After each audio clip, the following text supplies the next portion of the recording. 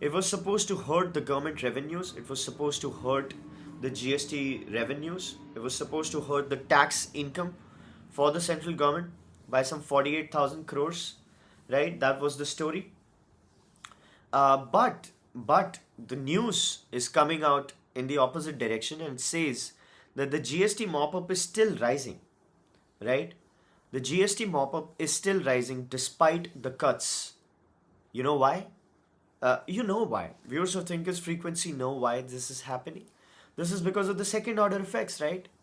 When they rationalized GST and brought the prices down, more people started buying. It led to a consumer revolution of sorts. And that consumption, that consumer consumption revolution, essentially led to more sales. More sales led to offset of the supposed losses by GST in form of transactional purchases, right? So GST mop up has risen amid festival spurge, right? Gross collections grow 4.6% to 1.96 lakh crores, make up for more refunds. So that's exactly what's happening. This is great news for everybody, not just for the government, of course. It's great news for the consumption sector. It's great news for producers.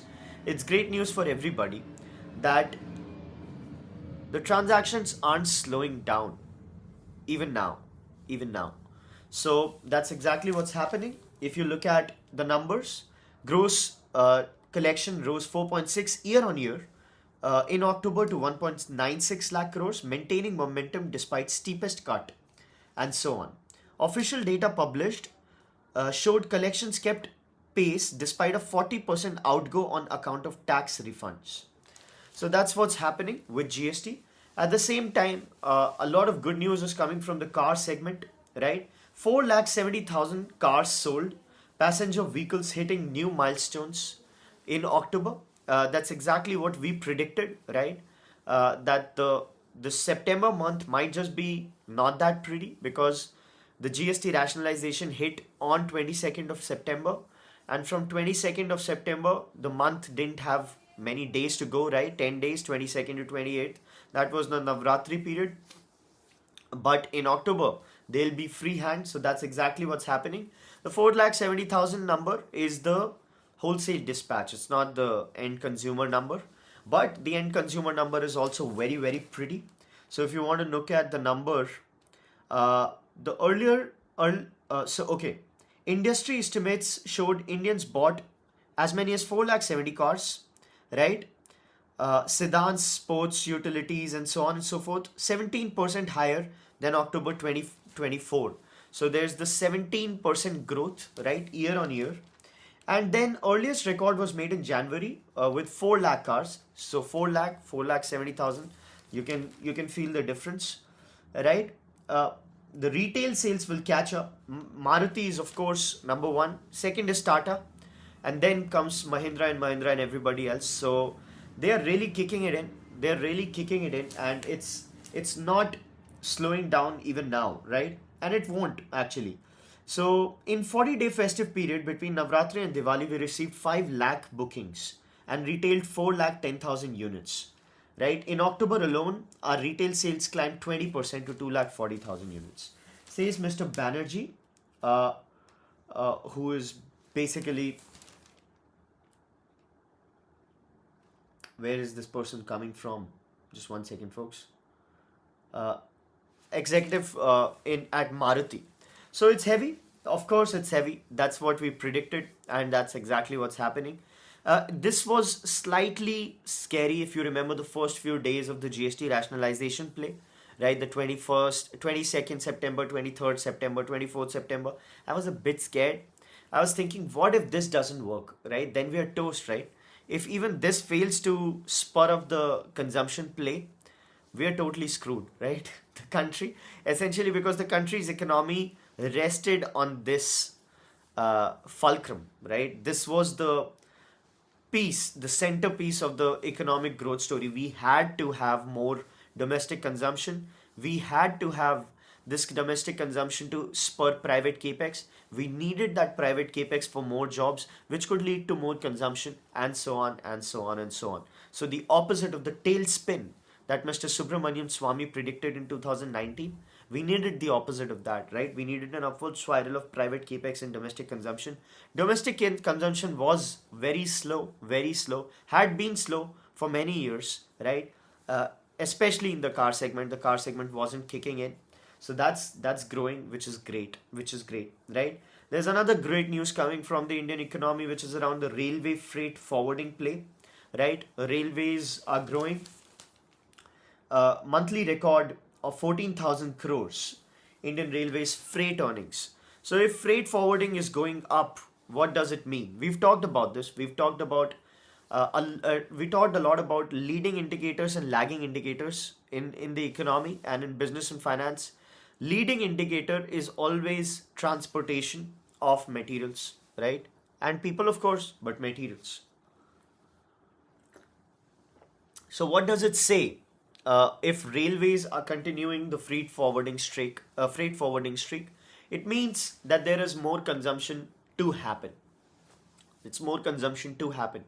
Right now, the freight is moving, right? It's gonna move, then it's gonna go inside the area, then it's gonna be stocked, and then the customers are gonna be using that. After some turnaround time, that stock is gonna get used by the consumer. The new stock is so basically it's a leading indicator of what might happen with the economy, and that looks good. It looks good. It looks really good. So this is the peak purchase time, of course. Best ever numbers for auto. Even the FMCG players are very happy. So that's exactly what we were hoping for our country, right? That we are able to spur some sort of demand revolution, and two centered these twins of personal tax rationalization up to 12 lakh, and then GST rationalization really did the trick, it seems, right? Really did the trick. So that's what's going on, folks. Speaking of, we heard so much of good news. Now there's some bad news. The bad news is that our bus revolution has really exposed itself for the lack of safety for passengers. So in Andhra, an AC bus burnt, and it burnt a lot of people. Rest in peace, those poor souls. Unfortunate, so sad. But they died. So whatever good news starts coming from an industry, what is one thing that takes it back? Can you guess what is that one thing that ruins the India growth story always and forever? Right? We've talked about this. So if you had to pinpoint just one thing that came in the way of everything good that could happen in the country, what would that be? Say it, folks. We've talked about this. So you might know it, right? You do know it, I think. Safety. Safety is the outcome. Safety is the symptom of that disease, Mr. Sumanth Kumar. Safety is the problem that arises. But what is the cause of that problem? What's that cause of the problem? Can you guess? It's related to, well, if I give the hint, it'll be giving it away. But it has something to do with administration. It has something to do with. Should I give it? Should I give it away? Babu Shahi, says Mr. Sumanth Kumar Mogluri. So you were 100% right. It is Babu Shahi. It's unfortunately the corruption at the bureaucracy, which leads to all problems. So every problem in this country, bad roads, Babu Shahi, bad air, Babu Shahi, everything, I mean, bad trains, Babu, everything essentially traces back its origins to bad bureaucracy, right? So this is exactly what happens in the bus revolution as well. We got buses. Buses, by the way, transport 32 million people every day, right? That is 10 times trains and 600 times flights. 10 times trains and 600 times flights. So you can imagine how much, 32 crore, by the way.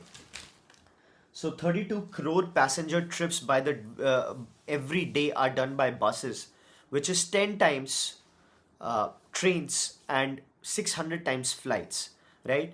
And what came in the way was un unprofessional, illegal modifications to buses. So what happened is that some buses are supposed to abide by some regulations. You need to have some safety exit, the fire exit, and so on and so on. What these people started doing was just to make a little more money. They closed all those fire doors and gave more seats. That they could sell more seats, right? Like total assholes that people are, and they got approved. These buses got approved by the Babu Shahis. So essentially, it was corruption hand in hand with the private sector, which led to just for short term benefit, right? Just for short term benefit, these people did what they did, and people essentially got burnt alive, and that has become a safety issue, a big safety issue. So the Volvo people are saying that it's not that a bus catches fire, it's that a bus is allowed to catch fire, right? So what these people did was they went to the extent of actually mislabeling their buses. So let's say if an Ashok Leland bus exists, they put out a label of Mercedes and so on and so forth, and they extend it and they do all sorts of body work, and then they change the exit doors, they fill it with seats, they block it all. There's no safety, the fire extinguishers don't work, and so on and so forth. So no checks, whatever the babus were supposed to do, don't do it, and then people die, right? And 32 crore people every day making passenger trips, 32 crore passenger trips per day, 600 times 600 times airports, airplanes, and 10 times railways get burnt alive. I mean, they have the risk of actually dying just because they were sleeping peacefully at a bus which was supposed to transport them, right? And all because of Babu Shahi. And if you take a step back and if you find out what's the root of that Babu Shahi problem, it is the judiciary, which is again another form of Babu Shahi, right? So it's Babus who do all the corruption, right? And who enable private players to be corrupt, right? They take money from them and allow all of these bad things which actually endanger people's lives. And then judiciary, because it doesn't give any deterrence or incentive for bad behavior or good behavior respectively. So it's again, this story has really it's a sad state of affairs that's coming on from India, something which was supposed to be so good, right? Buses are efficient modes of transportation. They bring down the road traffic. They aggregate a lot of demand. They are green. They are better. They are community experiences, right? There's so much of beauty that exists in the whole bus ecosystem, and they have the potential to actually transform the country, because with such community driven rides, going to places, it's very nice. It's everything good, right, can happen. But Babu Shahi came in the way and it spoiled our story, right, once again. And now there are going to be inquiries and everything, and who gives a shit about that? You know what's going to happen with those inquiries, right? Nothing.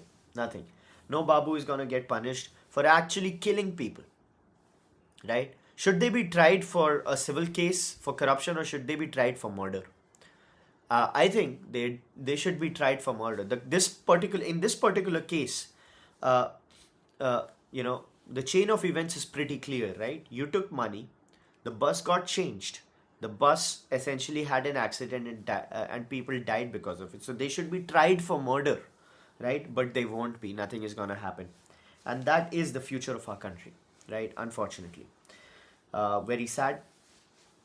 Speaking of buses, folks, a lot of Delhiites are taking routes to different locations, mountainous regions, and so on and so forth, because the air is so bad that it's unbelievable, right? The air sucks so bad that it's just, I'm not able to breathe properly. In fact, it's not just breathing, I can't breathe because I'm at home, but there are problems. So when I go, its eyes are burning, and I feel a sense of lethargy. So I'm not that kind of guy who low on energy and types, but I feel low on energy, and I'm keen to blame the air. right? Because the air is so bad. Right now, I don't have a peer-reviewed study for those science pieces of shit, right? You just science can't prove that, right? I don't care about them, but I definitely have this anecdotal, you know, evidence, or a lot of people who are basically thinking that something is wrong and I'm not being able to. There's brain fog and all, right? But what these people are doing, the India incorporates, are giving work from homes, and people are taking this opportunity to essentially go away from the city, right? And that's what's growing as a means. So this is once again a result of just bad administration, babushahi, right? So much of stubble burning is happening. Some morons were blaming Diwali for it, right? But it's now, Diwali is long gone. Diwali was just one day, right? Maybe 2 days. And it's only gotten worse, much, much, much worse from Diwali, right? Why? Nobody's burning crackers anymore, but the stubble burning is on, and it's so infuriating, and it's actually killing, right? And people shouldn't be allowing those stubble burning to happen, but everybody is hand in glove. Nobody stops anybody. There are no repercussions. There are no incentives for good behavior, no deterrence for bad behavior, and people are essentially choking on their breath, right? So that's what's happening, and it's leading to some domestic consumption as far as uh, travel and tourism to hills and so on and so forth. But the hot water with black pepper helps. Anyway, so that's what's happening, right? With the work from hills play, popular places, Himachal, Manali Kasol Beer, of course, uh, Uttarakhand, Rishikesh, Nainital, Mukteshwar, and coastal retreats in Goa. So, well, I'm here in Delhi. Oh, by the way, folks, I won't be able to do the show on 5th and 6th of November because I'll be traveling to Bangalore. Of course, not for working from Bangalore. I have a few meetings there. So, 5th and 6th is going to be, you know, no show, unfortunately. No show. But if somebody wants to take up the show on my behalf, right? I could have them on, and they could try and do the show. That's an experiment we could think about. Anyway, so moving on. That's what's happening. We talked about, so a lot of IPOs are coming in, right? Shadow Facts, files updated, DRHP 2000 crore IPO. Pine Labs is going public. Pine Labs is going public, and it suddenly turned profitable. It has shown a 4.8 crore profit. This is getting boring, right? This is getting boring, right? It's just like companies turning profitable right before the IPO. It's not even funny anymore. I mean, there was a time when speaking against it meant something. Now I'm just bored with this. There should be something that sort of breaks the whole IPO spiel, right? IPO train is not slowing down at all. Lenskart's IPO is going to go through, and I have a prediction to make, right? It's a wild one. It has some 40% chance, 30 to 40% chance of coming through, right? So it's possible that it doesn't happen, but there is a good chance, there's a reasonable chance that this happen. After Lenskart's crash, we're going to see some rest in the IPO market. This is going to happen because a lot of people are going to make some losses, and the fall is going to be so steep that uh, it's going to be embarrassing for the market, and a lot of IPOs are going to stall because of that. Now, not doing analogy thinking, but something very, very similar happened with Paytm as well.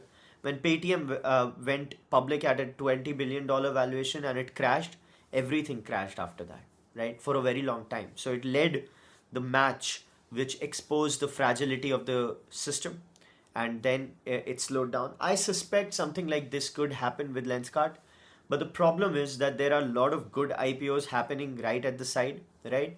And it's slightly complicated to predict, right? So I can't be sure. I would have loved to be sure, but there is a reasonable probability. But it might just happen that the Indian retail market is so huge and it's getting so much of money that, it doesn't happen. So that's what's happening. Urban companies Q2 revenue up, but losses widen. A lot of losses by urban company. Year on year rise in revenue, operating revenue to 380 crores, 37% up. And good work going on with smart locks, water purifiers, and so on and so forth. Native brand.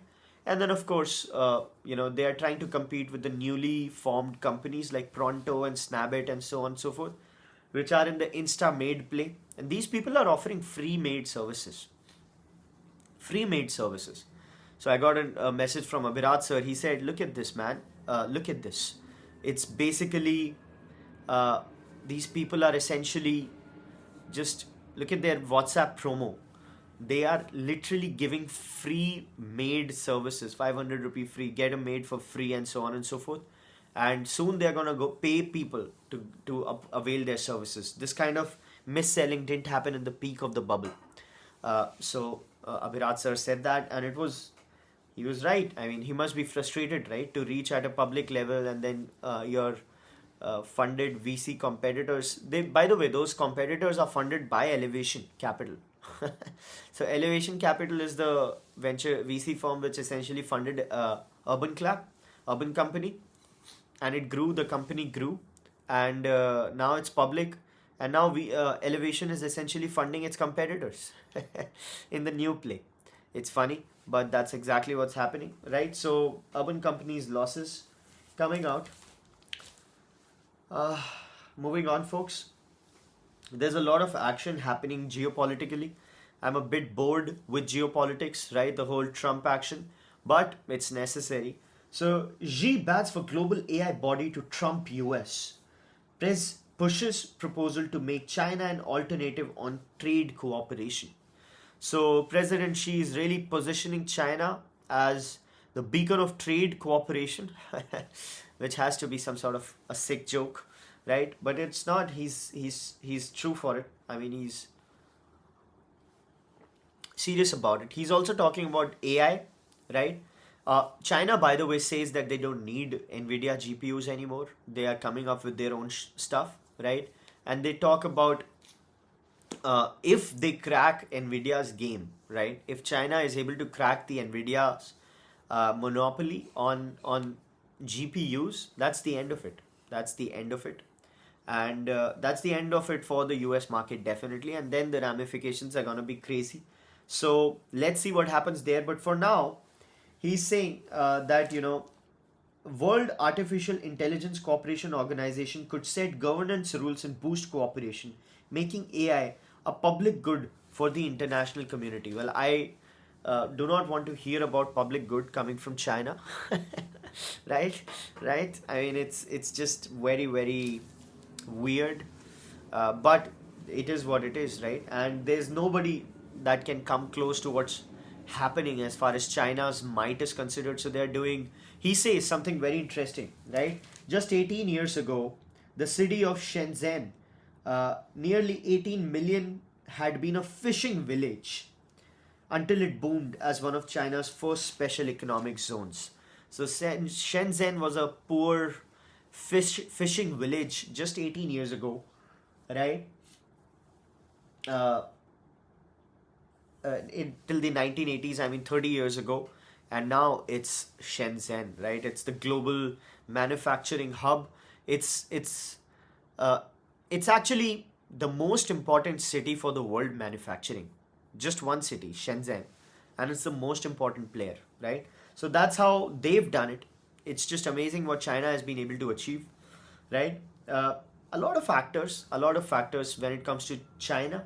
China has a zero corruption play, right? And not just at the top level, it just goes all the way. And their recent leadership meet also focused on corruption curbing, which is amazing. Which is amazing what's happening there, and you know, it's scary. As an Indian, it's just scary. Just China thinks, says Mr. Abhishek Sharma. Yeah, I mean, those people are just amazing, right? I mean, how they've been able to do what they've been. The public urinals give you urine test reports. Just imagine. Uh, Mr. Sumanth Kumar says, I beg to differ with you on this. Which part, Mr. Sumanth Kumar? Uh, But the public urinals, if they are able to give you urine test reports, that is when you know that something like seriously good has happened with the country, right? It's just amazing. Oh God. Anyway, folks, so that's what's happening. Speaking of the world play, uh, Lisbon's citizenship moat turns HNIs to friendlier climes. So Portugal used to be a very good place, easy place to entry in the European play, right? The whole naturalization play.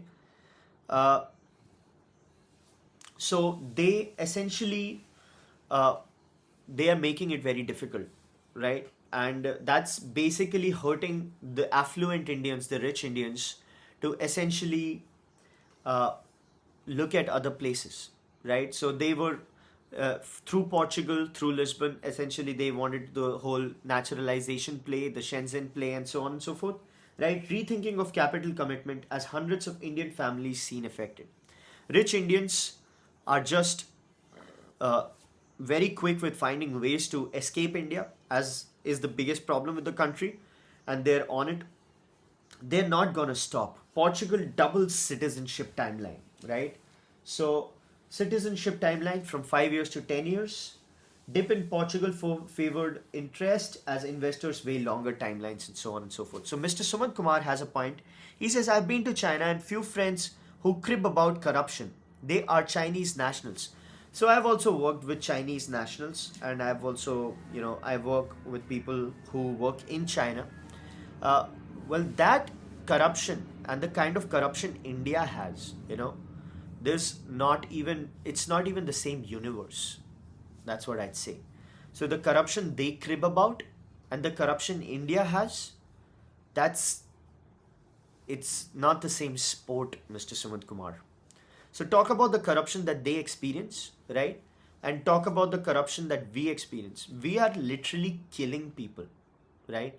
When it comes to bad approvals of cough syrups, manufacturing facilities, bad approvals of road buses, bad approvals of things that have direct consequences like buses, like roads, and so on and so forth, right?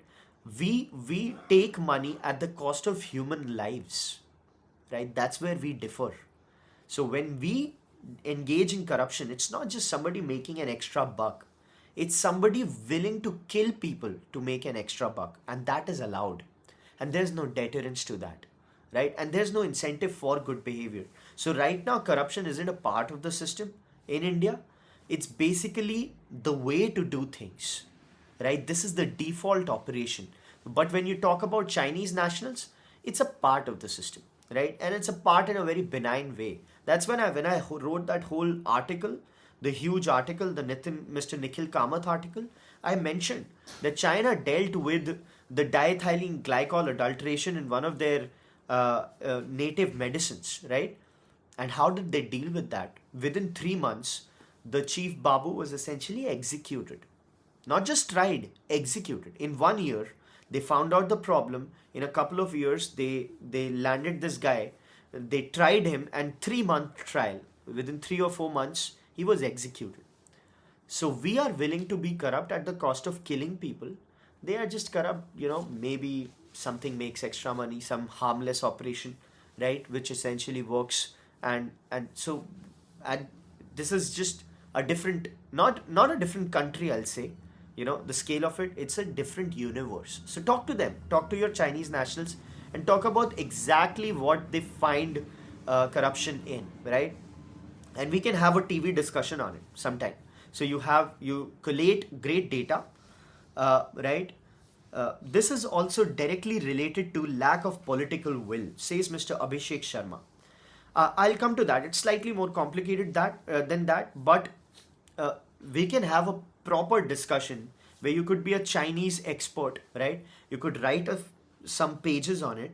I'll read those pages, and then we'll have a proper discussion on this TV style, and we'll talk about how China experiences corruption, right? That could be a good segment. What do you think? Does it sound like a good idea? We could definitely do that, right? Now that we have this pro thing and everything. Now coming to direct lack of political will, that is true and not true at the same time, right? Uh, Mr. Manjunath Madhabal says, I see lack of societal will as well. Those politicians are people like us. Well, that is, Mr. Manjunath, I will say that is a bit of a hyperbole, right? Oh, it's us. If we don't change, nothing changes. I don't believe in that, right? Everything changes with political will, right? El Salvador, as we talked about. But it's not just political will, it's also systemic play, because politicians in India, the good politicians, I mean, they complain that it's very hard to get any work done because of these people, right? The babus. So if you listen to all the speeches of politicians, the good ones, whatever you consider good ones, if you consider anybody good, right? They'll be talking about it's really hard to get work done from these guys. They are just, uh, the political directioning, because they don't have any skin in the game, right? They politician will get booted out in the next 5 years, right? If he doesn't work, he's just gonna go out. But the babu stays, right? The babu isn't going anywhere. He's seen like 10 politicians, right? So he's seen people come and go, and politicians know that I'll have to work with this asshole because he's not going anywhere, right? And I might. So if I don't work with him, if I don't accept his terms, right, he will work so bad that it's just gonna hurt me and my political campaign in the next election. So whatever he's doing, I'll have to let it happen just so he helps me. So they basically have to. The politicians are at the mercy of babus, and unfortunately in India, that's what's happening. And you're right when it comes to saying that why don't they change this? Why don't they implement changes to the babu shahi? Unfortunately, they've tried and they've failed massively, right? So the ruling government wanted to have lateral entry for babu shahi, right? For these bureaucratic approvals, they wanted lateral entry, couldn't do anything. Like nothing happened with the lateral entry. They wanted to fire people, nothing happened. Nothing happened. I mean, they barely fired anybody, right? If you just, and the solution to it is it's also very simple theoretically, that you just need to implement skin in the game. How do you implement skin in the game? The person who is found to do anything wrong, he's just fired, not a suspension, not a transfer, fired, right? If the job security goes away, right, skin in the game gets implemented and everything changes. Unfortunately, even that has not been implemented. So yes, it's political will, but it's slightly more nuanced than that. Mr. Abhishek Sharma writes, culture eats strategy for breakfast. Yes, that's so well said by Mr. Peter Drucker. Democracy versus autocracy, says Mr. Vaibhav Manocha. Even the Delhi High Court judge is still working. Oh yeah, I won't be surprised if he gets promoted, right? Nothing. They couldn't impeach this judge. Just imagine how much dirt he must be having on everybody. On everybody. On everybody. So there was this whole parliamentary proceeding. It was a national parliament thing that we are all gonna vote and impeach this judge, right? All the politicians. And they couldn't do it. They couldn't do it. Man, they found cash burnt in his house, right? They found it, and that could only happen when he was not at home. He was somewhere, right? And they found cash, and it got proved that he was the one who had the cash, and this was unfair means. And they wanted to impeach him. They announced their plans to impeach him, and everything went silent. Just imagine how much dirt must that guy have on everybody. Just one guy. That they couldn't impeach one corrupt judge just for optics. They could have done it just for optics. That hey, this is a country which doesn't tolerate corruption and so on and so forth. Just for optics. They could have given him black money, right? A lot of it, hundreds of crores, and asked him to go abroad. They could have done that. They could have done it like, we'll have to persecute you in public, but here, take the money, hundreds of crores, and just go outside, right? They couldn't even do that. They couldn't even strip him of dignity and honor, right? He's still a judge. So just imagine how. So you can't compare, Mr. Sumanth Kumar. It's for you. The Chinese corruption and Indian corruption. It's just, can you imagine? I mean, do you imagine this has to be the biggest story ever, right? They found him They wanted to impeach him, and then nothing happened. Nothing happened. Oh my God. Opposition demanded reservations based on caste for lateral entries, says Mr. Sumanth Kumar. Mr. Abhishek Sharma, due to the judge, the earlier VP had to go. Well, I don't know about that. But if that is true, oh my God, that's what I'm talking about, Mr. Sumanth Kumar. So this is just next level. In China, he would have been not just tried. He would have been killed. He would have been executed. But in India, they can't even do it for optics. कि sir हमें आपको fire करना पड़ेगा, आप fire हो जाइए, ठीक है, हम आपको कुछ नहीं करेंगे, आपको हम भेज देंगे, यूएस भेज देंगे, कहीं यूके भेज देंगे, आप विजय माल्या के साथ रह लेना या नीरव मोदी के साथ रह लेना, उसका घर खाली हो रहा है, उसको हम यहाँ ले आएंगे, आप वहाँ ये that even that they couldn't do, right. आपको हम 500 करोड़ दे देते हैं, आप वहाँ रह लो, right. couldn't even do that, man. Just imagine. It's like नहीं, मेरे को जज बनना है, मैं जज ही हूँ, कुछ नहीं करोगे आप लोग, आपकी इतनी औकात नहीं है. That's what's going on, folks. Unbelievable, man. Unbelievable. Anyway, moving on. So this turned out to be a very, very big, god damn it, diversion. Anyway, TV studios seek to retain IP, diversify revenue streams. So that's what's happening with the TV industry. The studios earlier used to commission shows for the channels. But since channels are going down, as we've talked about, viewers of Thinkers Frequency obviously remember the channels going down. Since channels are going down the toilet, right, they want to own the IP and then distribute it across. So Balaji Films is coming out with its own IP, the streaming play, and then it's gonna be like a TVF operation. That's a studio, makes its own stuff, has its stuff listed on its platform, and then it's also sells. Right, so that's what's happening. 50,000 crores, by the way, are going on sanctioning TV material. That's a lot of money, folks. A lot of money. So for OTT, it has increased IP ownership 21% to 43%. TV has risen from 15% to 43% in the last 3 years. Right, per our realization of commission TV show drops to 50%. Total video content investment in India roughly at 50,000 crores. A lot of money going into this. Right, so they're going to own IP. TVs won't be able to do it, unfortunately. That's very sad. Linear TV, timed TV going down the drain, and OTT and IP. It's changing business models. You got to adapt to survive. That's what's happening with TV, right? Moving on. Commercial LPG cylinder prices cut in metros from November 1. Good news coming in, right? Maybe the fuel also goes down. More production is happening, but it's not moving the price. It's not moving the price. So that's very, very funny. Saudi Arabia stepping in, more crude getting produced, but the price is not shaking, right? Anyway, so that's what's happening. Pfizer is suing to block Novo Nordisk bid for obesity drug maker Metsera. So Metsera is getting bought by Novo Nordisk, $6.5 billion to Metsera shareholders. Pfizer has come into play and it says it needs to block it. The company claims antitrust enforcers had cleared it to proceed with its offering to Metsera. Novo offers $6.5 billion. So Pfizer wants a counter bid and the judge is getting in the play. It's a complicated case right now. Pfizer has sued Metsera and rival Novo to block the Danish company's rival bid for the obesity startup. Superior company proposal cannot qualify in part because it's not likely to survive regulatory review. So it says that it will fail in the antitrust play, and so it shouldn't be allowed and our bid should be allowed. So it's a very complicated case and nobody knows. I don't know how it's going to happen. I think Novo will basically be able to get through, right? $6.5 billion for Metsera.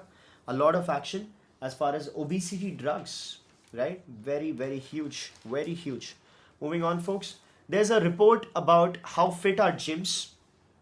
So people are talking about gyms could end up losing their bulk as people opt out of overcrowded fitness spaces for the luxury of personal trailers and flexibility of home workouts. Well, what do you think, folks? A lot of viewers of Thinkers Frequency have claimed to said have said that, hey, I listen to Thinker's Frequency while I'm working out. So where do you work out? Do you go to a gym? I hate the gyms. I absolutely hate them, abhor them with a passion. First of all, the music is so loud and it's such pathetic, bad taste of music. Right? It hurts my ears and it also hurts my soul. Then there's a general vibe of the place which sort of, seems a bit weird for me. I am all in for home workouts. I love them, right? Freedom, silence, I love it. So I'd love to know, what are your preferences when it comes to working out? Do you still work out at the gym? But whatever you do, whatever is your preference, a lot of people in the VC community thought, again, right, the bad thesis, that India's per capita gym is much less than, let's say, China or US. US and China or Western markets have a lot more gyms per thousand people. And I said, that's not the way to think, right? That's not the way to think about gyms or the market of gyms. It's just very weird to think about that. So that's not working out. Essentially, the industry is plateauing, exactly what I believed, right? So some overcrowding is a key pain in traditional gyms. Our 24/7 model eliminates that. And it says the MD of Anytime Fitness. Well, they've got to say what they've got to say, right? But what's growing is the secondary business, the accessory business. Like I have, these pull-up bars and so on and so forth. That kind of play is really kicking in, and that is a good industry, right? That is a nice industry. Mr. Tushar Tiwari has a comment. Man, same, hate the gym. I can run outside, cycling, swimming, etc., but hate gyms. It's cage to me. Correct, man. Correct. And whenever I'm going to the gym, some big burly guy comes and he starts advising me on what to do. Do you hate that? तुझे ये ना करना, and they're almost always talking in a Haryanvi accent, which I don't mind, right? I have very, very good friends who, but I don't understand it. That's my problem. And then they come and start advising you, and then they put more weights on you just because they think, since they are there, I should also. I mean, it's just awkward, man. Yeah, I'm a nerd, don't, just stay away, right? But that's what happens in gyms. It's very, very weird. This, by the way, never happens when you're training. You're getting trained in the martial art studio. So if you go to a martial arts class, right, whichever, like you go for kung fu, wushu, karate, whatever, those people are very different. They are very, very, academic about their way, methodic about their way. They are focusing on you, and they just want you to actually follow the regimen. It's all about discipline and so on and so forth. Gyms are very opposite. And also the trainers do more harm than good. They don't actually, customize and personalize the regimen according to your body. So they just load whatever they want to load without thinking about how it could affect you. So that's also a very big problem. Moving on, folks.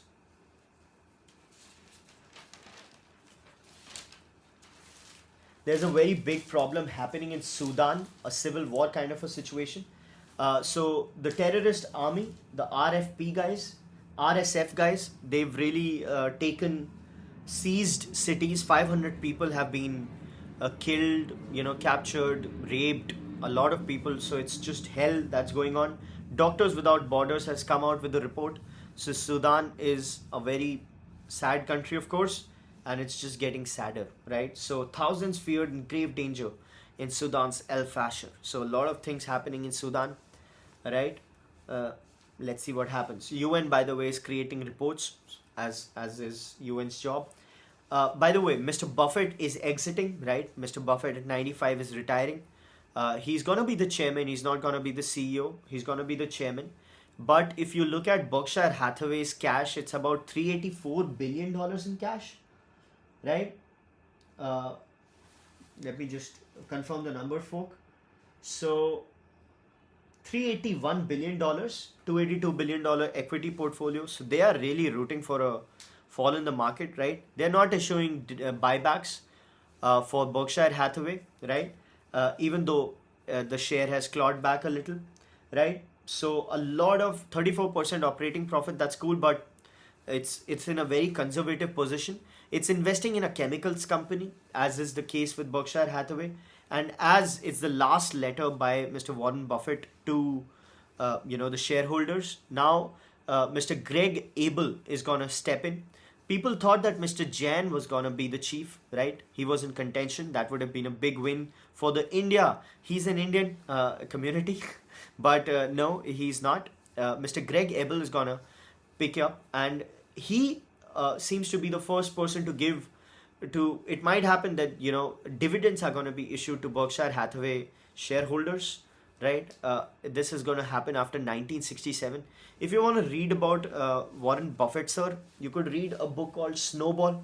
But the problem with that book is it's a very fat book, right? It's a very, very fat book. So it takes a lot of time. I had to spend like 30 hours on that book, unfortunately. So it's a biography, a good one, but slow, right? He has two wives, by the way. Did you know? Moving on. Uh, that's what's happening. Mr. Jud Apatow has come up with a memoir, an autobiography. Now I don't know if you know about it, but it's Sunday, so we'll give some movie recommendations. Mr. Jud Apatow is the comedy king. He makes the best comedy. He's made the best comedies. He's made comedies which have changed lives. Like he's made careers out of people. Like all the good people you know about right now, like Michael Cera, Jonah Hill, right? Seth Rogen, uh, uh, Peter Segal, and so on. So all of these people, Judd Apatow was the guy, and he was the guy who didn't just make these comedy movies, the great movies. He inspired the writers to become. Oh, sorry. He inspired the actors to become writers. He said, "I'm not gonna write forever for you guys. So if you want to build a career, write for yourselves."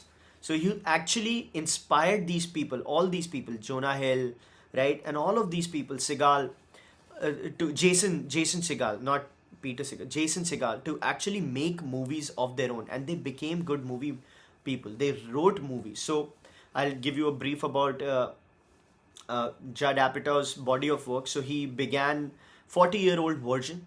If you watch that movie, it's Judd Apatow. Knocked Up, Judd Apatow.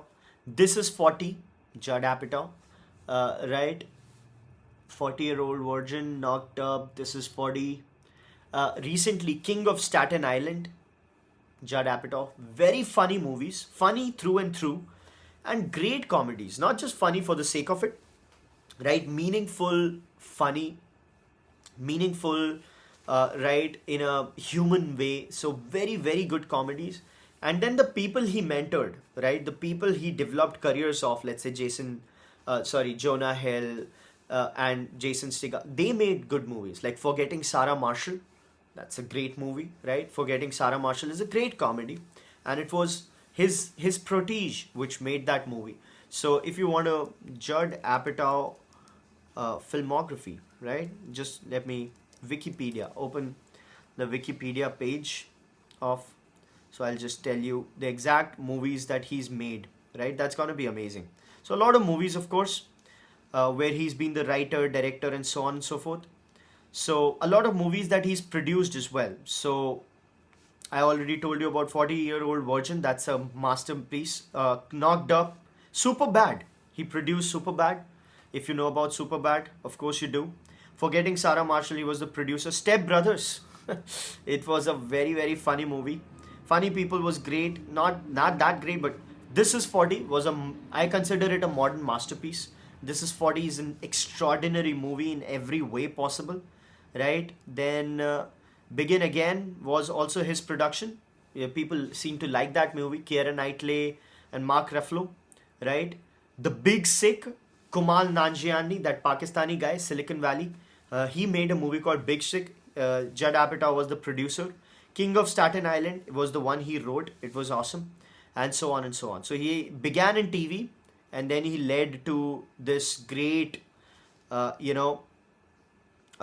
industry essentially. He trained so many people to be movie makers, and he inspired people to write and direct and, so on and so forth. So he became a producer. So he stepped in the mentor role.